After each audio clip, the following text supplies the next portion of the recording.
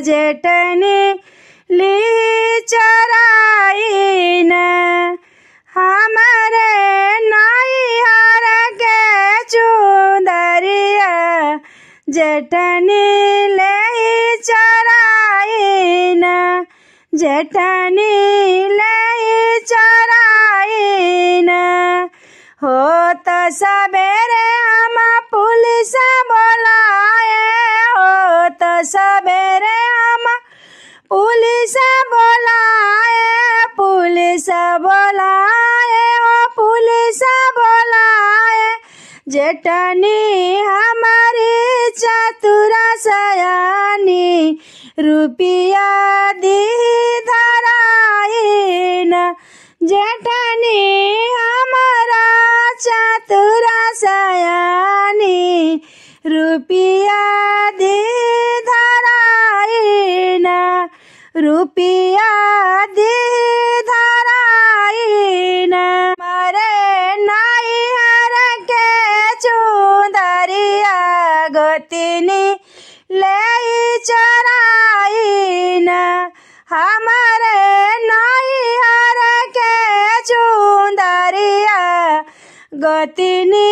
ले चराइन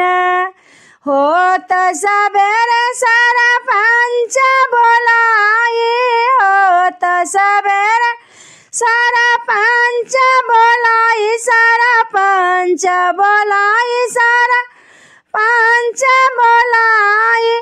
गोतिनी हमारी चतुरा सयानी रोई रोई बात बनानी न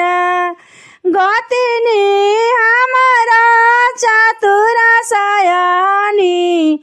रोई रोई बात बनानी न गोतिनी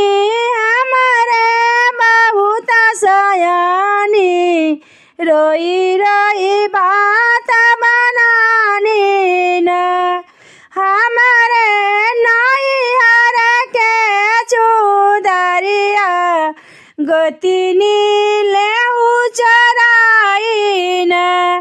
हमारे नैहर के चुंदरिया गोतिनी ले चराइन आज सबेरे हम पिया से बताऊं साज सबेरे हम पिया से बताऊं हो तही साझा हम पिया से बताऊं गोतिनी हमारे बहुत डेरानी चुंदरी देई बहाइन गोतिनी हमारे बहुत डेरानी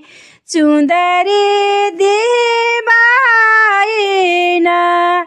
गोतिनी बहुत बारी सयानी फंदा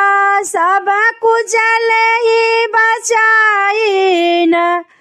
हमारे नैहर के चुंदरिया गोतिनी ले चराइन गोतिनी ले चराइन।